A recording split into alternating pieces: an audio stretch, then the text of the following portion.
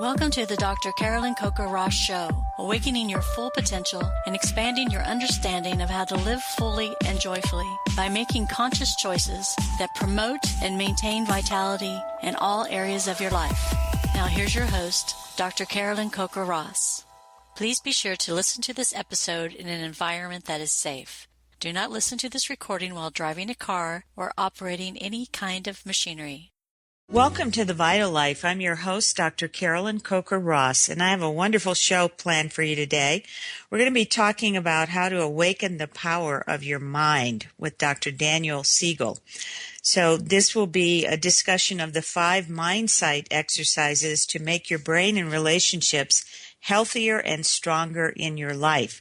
These Mindsight exercises that Dr. Siegel will be telling us about enable you to balance your emotions, strengthen your attention, feel better in your body, deepen your relationships, and open your mind to living in more creative and fulfilling ways.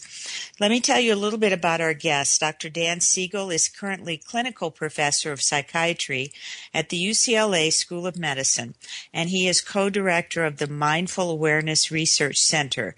He's also the executive director of the Mindsight Institute, which offers online learning and in-person lectures that focus on the development of mindsight in individuals, families, and communities. Dr. Siegel has published extensively for the professional audience. He serves as the founding editor of the Norton Professional Series on Interpersonal Neurobiology, which has over 24 textbooks. His book, The Mindful Therapist, which was released in 2010, explores the application of focusing techniques for the clinician's own development as well as use with their clients.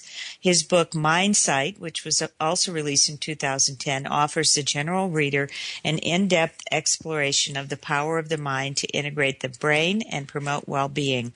And his latest parenting book, The Whole Brain Child, with Tina Payne Bryson, Ph.D., explores the application of Mindsight to parenting. Welcome to the show, Dan. Thanks, Carolyn. Great to be here.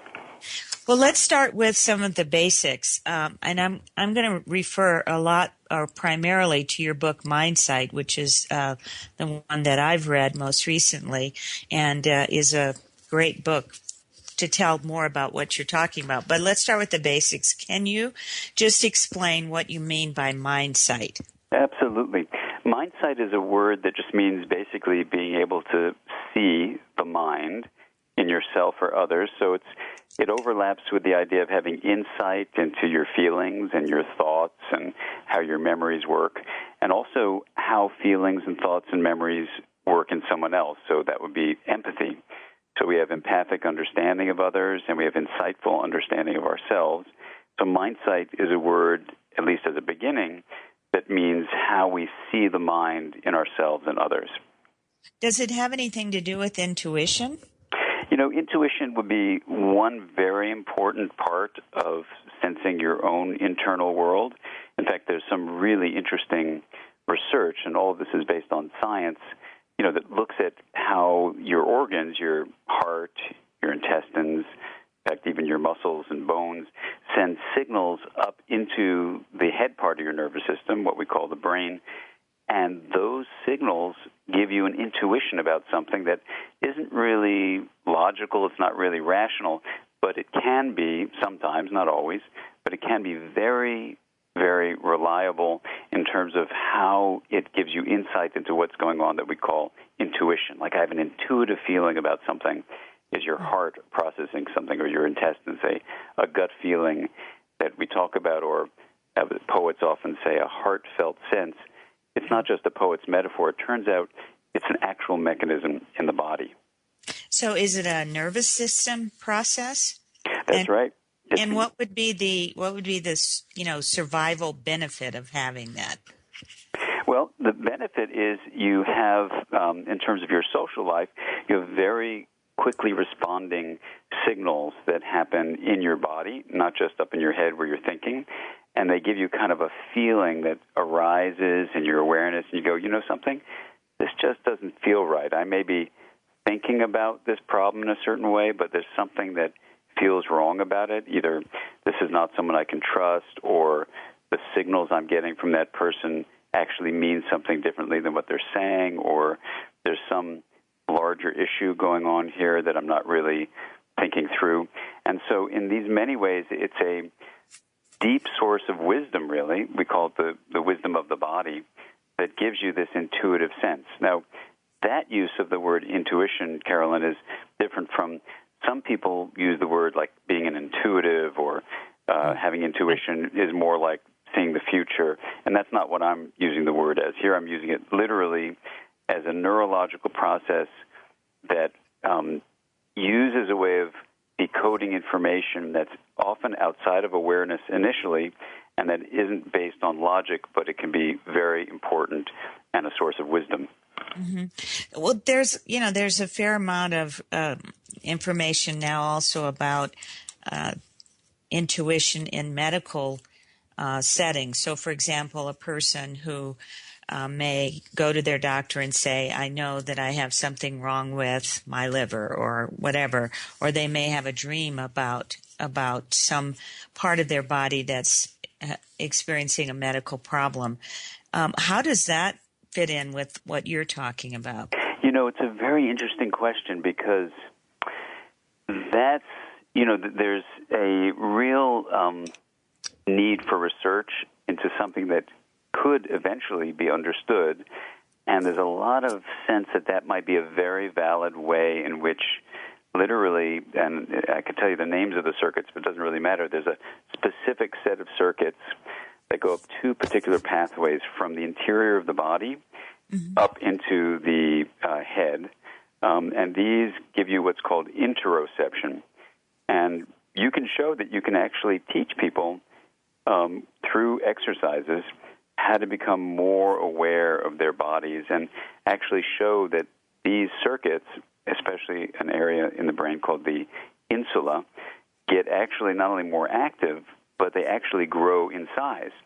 And people who have more active and more robustly responding and also larger insulas not only have more intuition about these bodily things, they can be aware of their bodily signals. What's fascinating is they use the same circuits, have a sense of what's going on inside of someone else's feelings. And that's, would that be someone like a medical intuitive? Would they have an enlarged insula? I don't know if that's ever been studied, and this is more about someone who's more empathic rather than the sense of like just feeling someone's body and knowing where there's something going on wrong, although that might be that way. I don't know of any studies that look at the insula of medical intuitives, but we do know people have different degrees of insula ability, and it is trainable. You can teach it, so it's like a muscle. You can develop it. And there's some really, really fascinating ways in which just relaxing what's often a very rigid approach to science, you can actually say the truly scientific view is to say, let's look at what close observations tell us, and can we learn something about that? It doesn't always pan out, but I think we have to be open-minded to really scientifically approach some of these phenomena that people describe. In your book, Mindsight, you mentioned a number of cases of people who are really cut off from their emotions, their feelings, even cut off from empathy. What causes that? I was really moved by that one guy, the 90-something-year-old. Oh, yeah. That was really such a great story. I don't know if you feel you could summarize that in a short period of time, but I just wonder if you could talk a little bit about why people end up being so cut off. Right. Well, it's a great question. In Mindsight, in that book, what I did was offer true stories, of course, with the identifying features of people hidden so you wouldn't know who they were, but true stories of people who came to me really struggling with different ways their life wasn't going ideally. And in this case, it was a 92-year-old gentleman. I call him Stuart in the book. And, he was really disconnected from, as you're saying, his emotional life. And it turned out that to understand him, we needed to go do two things. We needed to look at why he was so kind of rigid and shut down. And rigidity is one end of a spectrum where you can have, in the middle, you have this kind of harmonious flow call it integrated, and on one end you have rigidity, and on the other end you have chaos. And so in Stuart's case, his life was filled with suffering, not because he was chaotic, but because he was actually rigid. And so the question is, when you see rigidity or chaos, where is there this process called integration that's being impaired? And integration is when you link different things together, like the left and right, or the up and down, or two people honoring differences and then promoting linkages. And so it's in this framework that I work in called interpersonal neurobiology. We look at all the sciences, put them together, and basically say health is integration. So for Stuart, this 92-year-old who comes in with rigidity, the question that I take the journey on, not only with Stuart, but with the reader, is to say, okay, if you have rigidity in your life, where's the integration that's impaired? And so we look in the present moment at what's going on with Stuart. So he wasn't aware of his emotions. A colleague of his had gotten ill, and he knew when he felt nothing that was wrong, that he should be feeling something, but he had no access to kind of a sense of, what that meant to him, that his, colleague he'd worked with for decades was ill and dying. And also his wife had gotten sick, and he just withdrew into his books. He was an attorney. He is an attorney. And so in this situation, then, we wanted to ask, why is he so cut off from his emotions? And in my training, I'm trained as a scientist in the field of attachment, where I study how parents communicate with their children and how those patterns of communication can shape the way the mind develops. So in a book I wrote called The Developing Mind, you'll see all the science of that.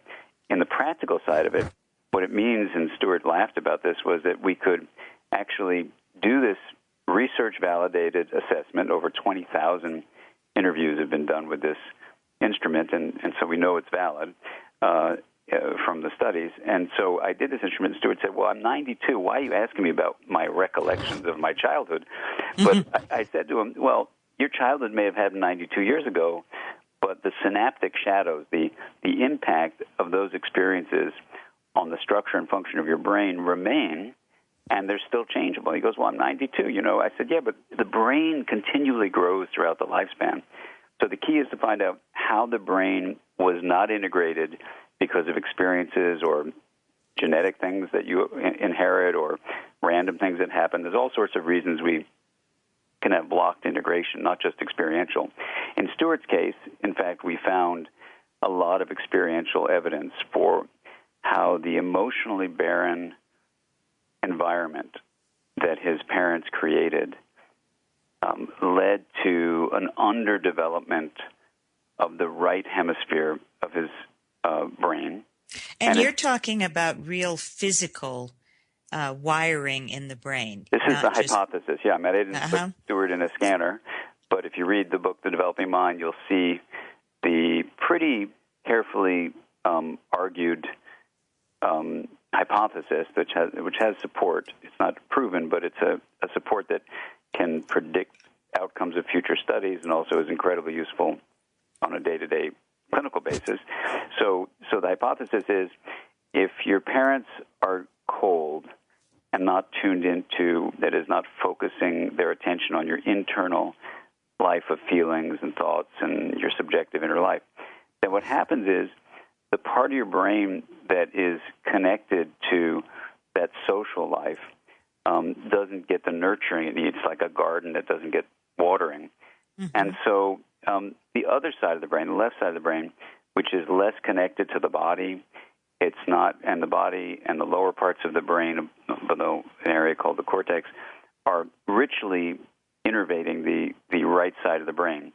So when we say that the right isn't developed much, it means that Stuart developed as a kid a more body-distant, and because the body works with the brainstem and the limbic area, these lower areas of the brain, to create emotion, more emotionally distant way of living. The left hemisphere has emotions for sure, but they're a different quality. They're less directly connected to the body. And there's a lot of different theories I talk about in the Developing Mind about that, but just for the purpose of understanding Stuart, you could understand his interview findings and his whole life, in fact, not just what he was presenting with now as a 92-year-old, but all over the decades, in fact, it was almost a century, we could understand his life by having this extreme dominance of the left hemisphere. Now, the good news is what I had to do now, knowing that and seeing that integration wasn't there because the left was over-differentiated, the right was under-differentiated, my job was to give his right hemisphere a chance to grow, which meant connecting that sense of awareness from the cortex with the signals from the body. In fact, it's the right insula. We talked about the insula earlier. I had to develop his right insula, which I did, and then worked with him on dealing with nonverbal communication, which the right hemisphere specializes in, autobiographical memory, which the right hemisphere specializes in. And he became, as his wife said, as if he had had a brain transplant because he had changed so much. And the beautiful thing was he started feeling a joy in his life, as well as feeling directly sorrows about his colleague being ill and stuff. But he began to have access to his body, access to his emotions, access to his autobiographical memory, access to people's nonverbal communication, like eye contact, facial expression, tone of voice. And all of that made his life very different in its inner texture and its interpersonal quality. I think, we have just a couple minutes before the break, but when we come back, I'd like to talk about, because we see in psychiatry that someone like Stewart would probably just have been put in normal situations, been put on an antidepressant or something like that. And well, you exactly. took a totally different approach. I'd like to just talk a little bit about what you say that creating this change in the mind is really a learnable skill. Welcome back to The Vital Life. Today we're talking about awakening the power of your mind with Dr. Daniel Siegel. Dr. Siegel is a clinical professor of psychiatry at the UCLA School of Medicine, and we're talking about one of his books called Mindsight, The New Science of Personal Transformation. So, Dan, before the break, I was just saying that I was stunned that, first of all, this 92-year-old patient of yours, Stuart, came in and was not given, a prescription for some antipsychotic or antidepressant or, fill in the blank. And then secondly, that in your book you talk a lot about how this is a learnable skill. And for someone 92 to be able to really change to that degree is startling. It's startling. And, I think if I had read it, I would have had my doubts, but since he's right in front of me, and in fact, I'm going to see him soon. It's all. I mean, all those stories are true. I can't write fiction, so I can tell you all those stories are true. And the amazing thing is, when you look at the science of what's called neuroplasticity, how the brain changes in response to experience, it isn't that surprising. The key is for all of us to learn how to give ourselves the experiences that help integrate the brain. And so once you realize that, the really exciting thing is these are all things you can learn. And for Stuart, 92, of course, it was exciting because he had never been in therapy before, and, it was all like so rewarding for him. And there's it's just something exquisitely beautiful about seeing someone take the really courageous step to say, maybe there's something going on in my life that isn't as good as it could be, or maybe it's not so good, and then to say, can you help me? And then to be able to draw on the science to say, yes, I think I can help you. Let's work together, where we're both experts. Maybe I know a little bit about the science, but you know a lot about yourself. And so we're both coming in this collegial way, where we're going to work together. I'll give you what I know, you give me what you know. We'll both share in our collective joining, and so the experience is incredibly rewarding to join with someone when you're really prepared with the science. And so that's it is startling, of course, because when his wife called and said, "What'd you do to him?" Is he so different? It's like a brain transplant. It's like a brain transplant, is what she said. And the fact is, integration is a natural state that the brain wants to get in, and stuff gets in the way. Sometimes that stuff is genetic and has nothing to do with what our parents offer to us what experience has brought us? Nothing. It's primarily genetic. Sometimes it's an infection.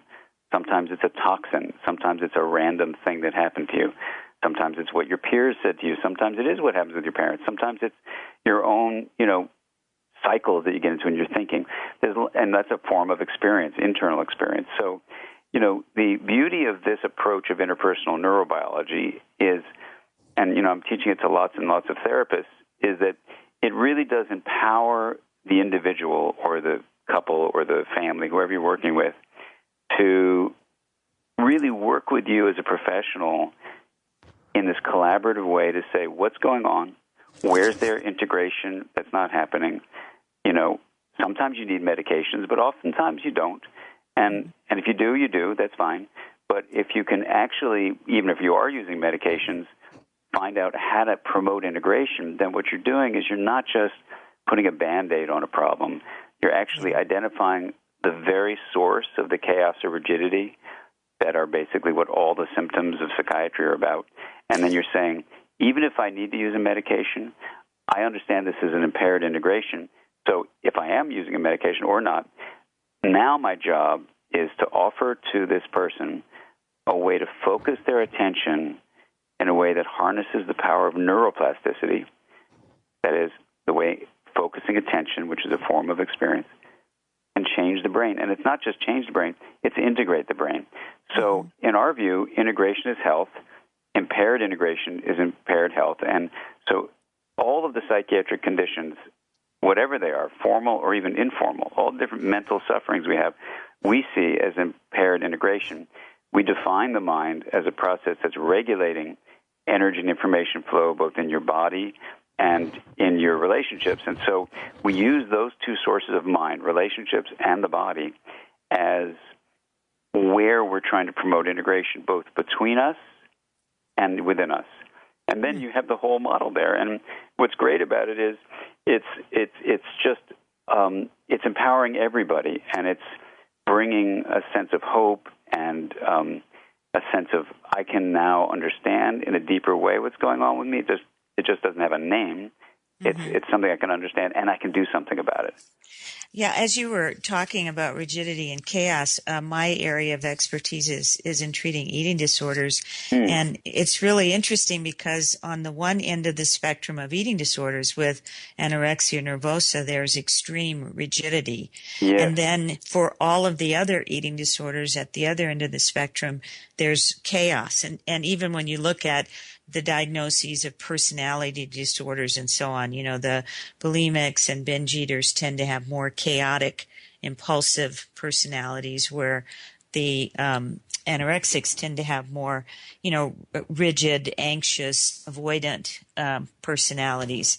So that's exactly right. And in fact, if you look at the whole diagnostic and statistical manual, everybody, all those symptoms of all the syndromes fall into either chaos or rigidity. And eating disorders, that challenge that people face is a great example of that, And so for the rigidity, you look at, for example, if someone with anorexia is having trouble with integration, and then you would try to apply this model to seeing the best ways you could help them. Yeah. Well, one of the things you didn't mention is the effect of nutrient deficiencies on the brain, because we see, I trained in integrative medicine with Andrew Weil's program, and I saw a lot of, rather than using my prescription pad for the first visits that I saw my patients, I would use supplements to boost their brain function, whether it be amino acids or, the cofactors that help us to make neurotransmitters, etc., and saw just tremendous changes in their behavior. Absolutely. Yeah. Oh, yeah, because, the brain is a living organ of the body, of course, and it needs the proper nutrients. I'm not sure. I remember when I was teaching at the Integrative Mental Health Conference, that first one that Dr. Weil had, I did the closing keynote address, and what I did there was, build on the idea that you've got to have, and I don't remember which presenter presented this way of saying it. It was just so lovely. It was the idea that you had to have the fertile soil before you could plant your seeds. and so nutrients are like making the soil fertile. But then once you have fertile soil, you got to have the right seeds. So in a way, the integrative mind training exercises are the seeds. But if you don't have the soil, seeds aren't going to start growing. You got to have the right nutrients. So that and that's not just food; it's also exercise, and good sleep. There are a number of factors that go along, with promoting neuroplasticity. I was interested also in asking you a little bit about people who have more severe forms of mental illness, and how does your approach work in that setting? Someone with schizophrenia. Well, I wanted to make sure that Stuart, the 92-year-old, didn't have depression. So I had to really look through all the symptomatology, make sure I wasn't missing something. And not everyone responds as fully, as he did, certainly, by any means. But, Jonathan, another case, was a 16-year-old boy who I talk about in the Mindsight book. And there you'll see someone who, I diagnosed with, by an early form of manic depressive illness. And, he was also diagnosed by two other board-certified child psychiatrists in addition to me. And his family just refused medications for him. And it was a really tough situation. But I had been writing a book on mindfulness and its impact on the integrative fibers of the brain.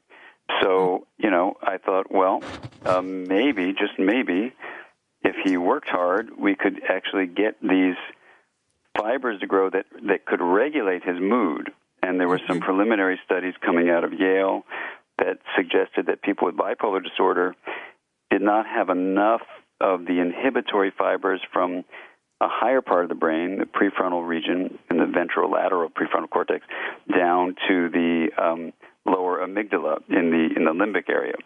So, and there were other studies that were just coming out at the time that suggested that maybe, just maybe, mindfulness might be able to grow the brain in certain ways. And with that in mind, we just began this program. And in this case, and it doesn't always work this way, but in this case, it really worked with him. He was able to respond very well and could reduce very significantly the symptoms he had. And then ultimately, he's been stable now for a long, long time. I keep up with the family. And, sometimes you need medications also to stabilize one's mood, especially if there's suicidality and things like that. So, I'm not saying replace that, but there's a study by David Miklovitz at UCLA now looking at people with bipolar disorder, manic depressive illness, who are wanting to get pregnant. And when you're pregnant, you can't be on the medications, lithium or Tegretol or valproic acid that we often use for people with manic depressive illness. So they want to get pregnant. They can't be on the medication. So it's a natural group to see if we can give a non-medication-based treatment. And so we have. We started that, and that's a program at UCLA, research protocol that's going on right now, and we'll get the results pretty soon. But the idea is, can you use a mind training program like mindfulness, even in a serious psychiatric disorder like manic depressive illness, that has, genetic origins, we believe. We don't believe at all it's caused by what your parents did or anything like that. But nevertheless, you can use a mind training program to actually improve the functioning in someone's brain by developing certain circuits that may be deficient. That's the exciting thing. So that's very exciting. I think it could also be exciting if you looked at the same kind of thing in patients who have schizophrenia, for example. I know that the World Health Organization has said that, the way that we treat schizophrenia in the Western world with chronic medications is actually doing more harm than it is good in comparison to in some of the developing world where they have more social support and they can still be productive and they go on medication only in the acute phase. So if there was some way to use the knowledge. Absolutely. Well, and I think it was also, that's not my particular area, but I remember recently hearing about a study of omega-3s and schizophrenia with some very positive results in helping the treatment. And what you're saying about family support, at UCLA, there was a really important set of studies that showed not that this is causing schizophrenia, but in conditions that are chronic, like a predisposition to schizophrenia or asthma or diabetes, these are not caused by experience, but in families where there's a lot of hostility, people don't do so well. And so when they did an intervention to reduce hostility, then whether you had schizophrenia or diabetes or asthma, you actually did better in those family environments where there was support, which is completely consistent with the findings that, health is best predicted by the quality of your close relationships.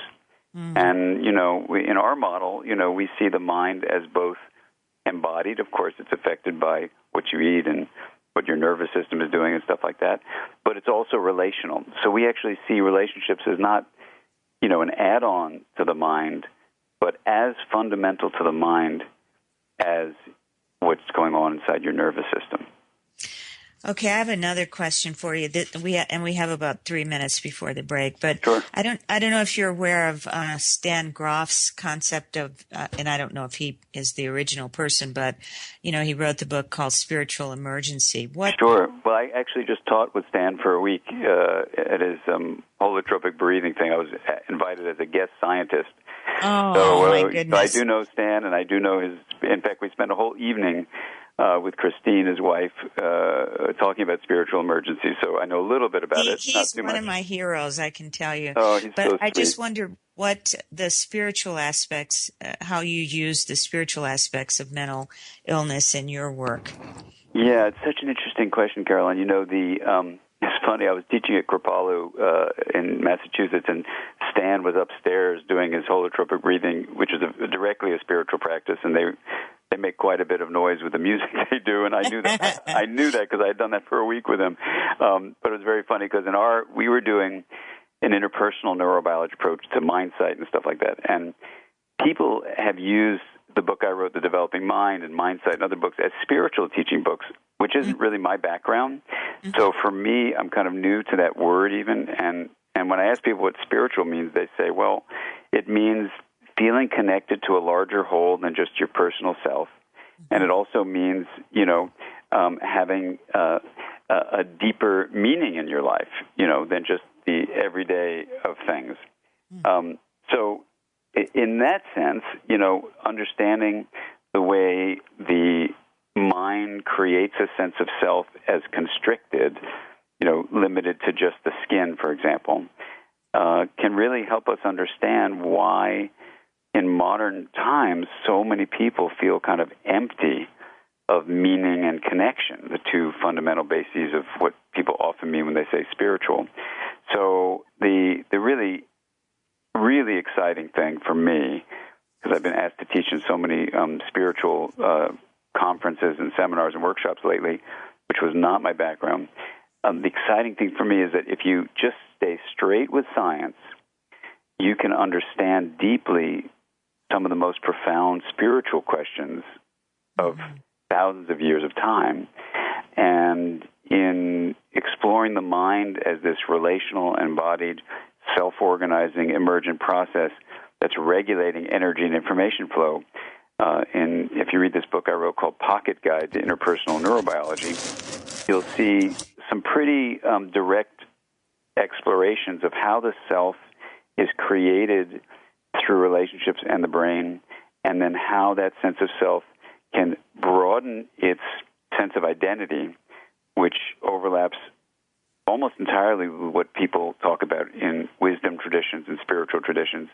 And that comes not from spiritual thinking, but from very direct synthesis of all the disciplines of science into one perspective. And so people like Deepak Chopra or, people in other fields in Buddhist practice, for example, like Jack Kornfield, have,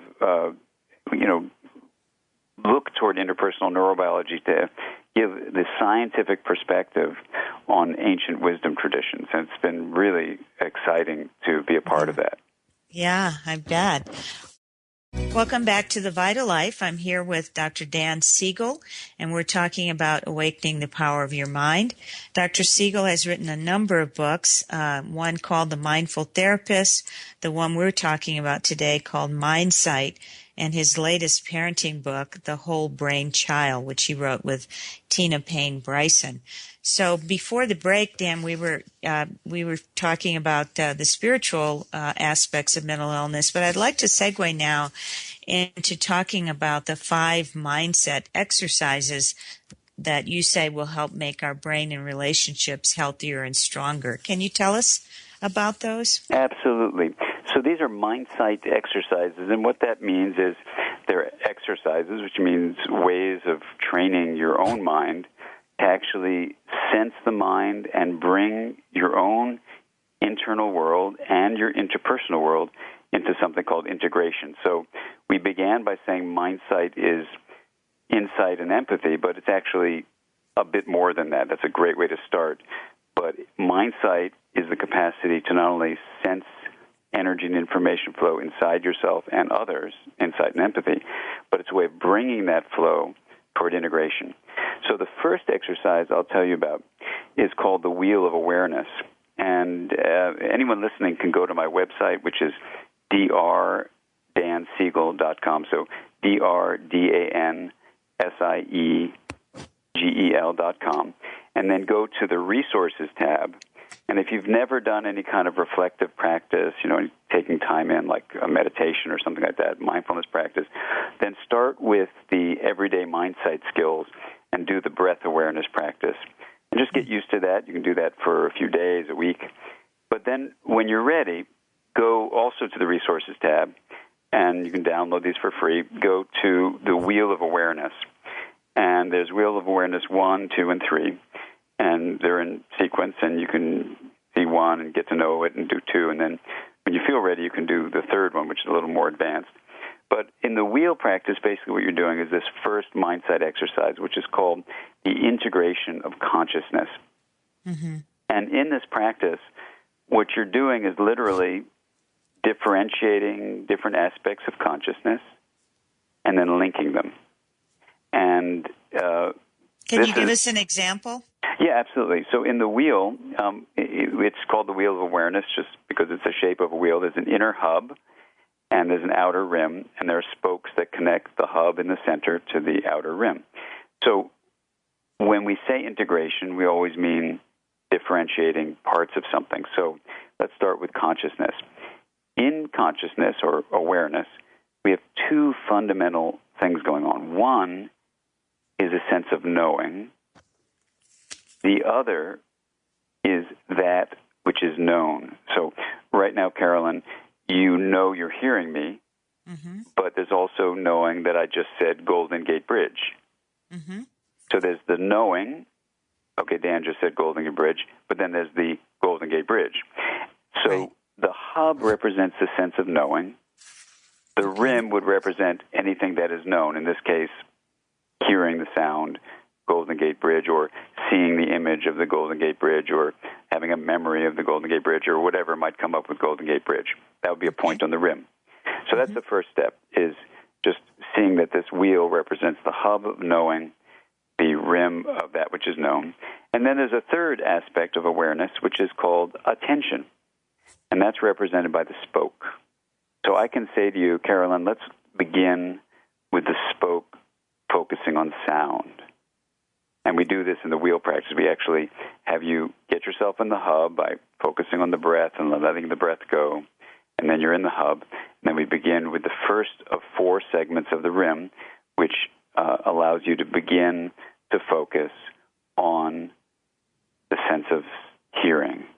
And then we pause, and you take the time to just let the sounds of the room come in. And this would take longer than the time we have, but this would be the first segment where you're going through hearing, through sight, through smell, taste, and touch. So these are ways that your awareness can embrace the experience of the outside world.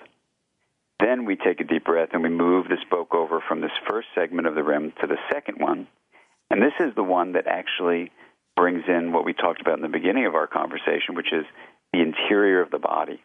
Mm-hmm. And this is, in science, we call it the sixth sense. It's interoception, perception of the interior. And we begin with the muscles and bones throughout the body. So we begin with the face, the head, the neck, the shoulders, the arms, the torso, the legs. And then we go from those muscles and bones, and then we move interiorly to the genitals, the intestines, the lungs, the heart, and then the whole of the interior body. And we do this slowly, of course. Mm-hmm. And so what the person is doing is exercising their insula there, okay. Right? So now you're seeing where, okay, we're integrating consciousness, but we're also building up our awareness of the body, which is the gateway to emotion. So in terms of what we said these exercises do, they're going to increase integration of consciousness, yes, and that's going to give you incredible flexibility in your life. And people who do the wheel, I mean, the emails we get back are just so deeply, deeply moving, because people who before were just flooded by whatever was going on now have it's a metaphor, of course, there's no wheel anywhere, but they have a structure for integrating consciousness. And that's the first thing they're doing. The second part of this exercise is they're also now increasing their ability to sense emotion. And once you begin to sense emotion, you're stabilizing a lens through which you can sense something. You can then do something about it. So your emotional life becomes more balanced. Okay, so that's this second segment of the rim. Now, for the third part of this exercise, you're now moving the spoke over. And, obviously this is done with a cadence and a rhythm that feels comfortable, and you're going through it. I'm just giving you the summary here. But you then go through the third segment. Now, this third segment of the rim is not the outside world. It's not the interior bodily world. Now it's the world of your mental life. Now, this could be your feelings, like emotions. Mm-hmm. It could be thoughts with words or not words. It could be memories, images, hopes, dreams, attitudes, longings, desires. This whole landscape of the mind, it's kind of a seascape. It's what I call the sea inside. So in this segment of the rim, you're now exploring mental life. And what's absolutely amazing about this is that, no one knows what a feeling is. No one knows what a thought is. And so we have this opportunity for you, as the person doing the wheel practice, to develop a completely new approach. This is what I did with Stuart. A completely new approach to your own mental life. So part of what we do a number of things, but part of what we do is give you an opportunity to just explore the way mental processes, like, let's say, feelings, how do they arise in awareness? Is it sudden? Is it gradual? How do they stay present? How do they disappear? What's the gap like between two mental processes, like a feeling and another feeling, or a thought and a feeling, or whatever? And then we explore that, and there's different ways we do it. And so now what happens is you not only develop integration of consciousness and a different way of dealing with your own emotions, you now have a different way of actually dealing with your own thought processes, including, memory. And you can use the wheel practice to actually say, I want to explore my relationship with my dad. My dad died recently. This is actually true. So I'm going to do a wheel practice where I'm focusing on my connection with my dad. Let me see what's left there that feels unresolved. Let me go into my grief about his loss. And let me do you at all connect the emotions, thoughts, and feelings to what's happening in the body, Totally. Sensations, or are you dealing with those separately? Well, in this practice, the individual is doing it on their own, but you invite them, of course, to do that. Absolutely, where you're integrating the whole thing, and so that gives you a whole different relationship with your own mind, at this moment in this sector. And then we move over to the final sector of the rim, and here what happens is you're given what I call it the eighth sense. If you call the experience of the body the sixth sense, I made up this term seventh sense for just being sensing mental life. But the eighth sense is sensing your relational life. Like, what's your relationship like to, say, other people? Like my relationship with you right now, Carolyn, or your relationship with friends and family, or community, people who live in your neighborhood, your city. When you have an election, people, in the nation who are voting for the president, if you're moving out and feeling all the people on the planet, or all living beings on the planet, or the whole planet. So I think of it as 3G, 2P, which is with gratitude and generosity and a giving back, we connect with people on the planet. 3G, 2P. And this is an opportunity to really expand your sense of connectedness and realize we're all a part of this interdependent life. And this is where, in terms of the suggestions for what this practice does, it focuses directly on the relationships you have. So we've improved integration of consciousness so you can be more flexible. You change how your relationship with emotions. You understand your thought patterns and better. You get your ability to understand yourself more with memory. You've now worked on your relationships. And now the final one I'll just mention in terms of inviting you to have a more vital and creative life is, and this is in Wheel of Awareness Practice 3, although not everyone needs to go there, but this is very specific. We actually take the spoke and we bend it around. So instead of going somewhere on the rim, the person actually is directing attention straight into the heart of awareness itself. And they experience awareness of awareness. And in doing that, I can't even put words to tell you how amazing this is. If I do this like in a workshop with 500 people in the room, inevitably, whatever country I'm in, someone will take the microphone and say, I have to share what happened to me. And this happens every time. And I go, what?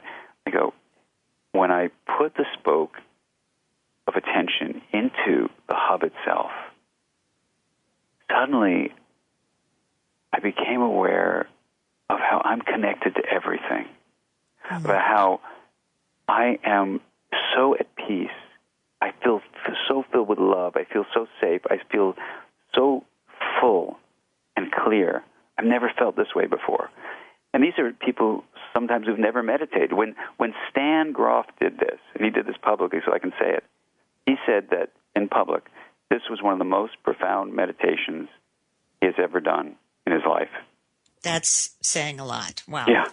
And he said that at this, in this time together, it was, I was just like, you can imagine how I felt, because this was a practice. The wheel practice comes from purely scientific reasoning applied with people I work with to say, hey, if consciousness is the common way that we bring connections to what we're doing, and it's in every process of psychotherapy, for example, and it's in every spiritual practice, and it's in every part of education, and if integration truly is the source of health, what if we integrate consciousness? And so I said, okay, let me make up an exercise to develop the power of the brain to change if we integrate consciousness, differentiating the elements of consciousness and then linking them.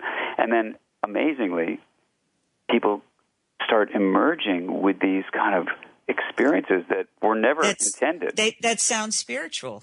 That sound completely spiritual. And when Stan said that, because apparently I was like the first scientist to come, be invited to actually consult with them, and then I was giving talks. It was so beautiful, so open-minded. And then when he came, I did the practice with everybody. I said, I can teach you things, but better you teach yourself. Let me offer you this practice. So I had the whole conference do the wheel practice, and Stan took the mic. He said, I just have to say this. This was the most profound meditation I've ever done. And so it's so beautiful, because when science meets spirituality, there's a feeling of hopefulness, that these don't have to be divided realms of human endeavors, that we can bring a deep sense of meaning and connection and stay very grounded in science and also embrace the power of our connections with each other. Do you ever have any conflict with people who consider themselves more religious, from a specific religion? Because I know you've spoken all over the world. Does this seem to cross those boundaries? Or it's so interesting. Maybe because I am a scientist who works in the realm of clinical practice. When the Pope John Paul asked me to come to the Vatican, he was very open-minded about this. I've spoken with the Dalai Lama many times in public arenas, and he's very open about this stuff. I've spoken up in Alaska to people from the Inuit tribes, and they're very open to it. I think what it is I don't present this as like an alternative view. I kind of say, hey, if we bring all the sciences together, we call that a conciliant approach, and say any human endeavor to understand truth can be woven into a view of the whole experience of reality. And everyone has something to offer, like the blind man and the elephant. Everybody's got something to offer. Let's try to just put all of the pieces together and see what we see. I think that stance that I feel very deeply about taking, from interpersonal neurobiology makes it so that I've never had people get upset about it, or I'm not trying to replace what they're doing. Right. Well, we're almost out of time, but I just wanted to make sure people know how to find out more about your work and your books. Can you give us your website address Sure. again? And, online we have, a 3-year program. We got smaller programs. We have people all around the globe learning how to connect with each other around these issues of mindsight and interpersonal neurobiology. So I welcome everybody. And the way to get to us is through Dr. Dan Siegel, drdansiegel.com. So it's DrDanSiegel.com. And there you'll see the resources we talked about, the Wheel of Awareness. You'll see online programs we have, and just click around. You'll probably get to the Mindsight Institute, which is the home for interpersonal neurobiology, and come join us. We have a whole Mindsight community, and we welcome everyone to participate and become members. Well, it has been such a pleasure to have you on the show today, Dan. I really appreciate your taking the time to talk with me, and it's been personally very moving, too. Well, my pleasure, Carolyn. Thank you so much for all the work you do. Well, thank you. So I'm your host, Dr. Carolyn Coker-Ross. As I say, we're out of time today. I want to thank my listeners to The Vital Life, Awakening Your Full Potential, brought to you by our sponsor, Douglas Labs. Douglas Labs makes supplements that are sold through your medical practitioner. Again, I'm Dr. Carolyn Coker-Ross, and I'll talk to you next week. Until then, I wish you good health. You have been listening to the Dr. Carolyn Coker-Ross Show. Please visit CarolynRossMD.com. That's CarolynRossMD.com to access podcasts, show archives, and more about Dr. Ross and her services.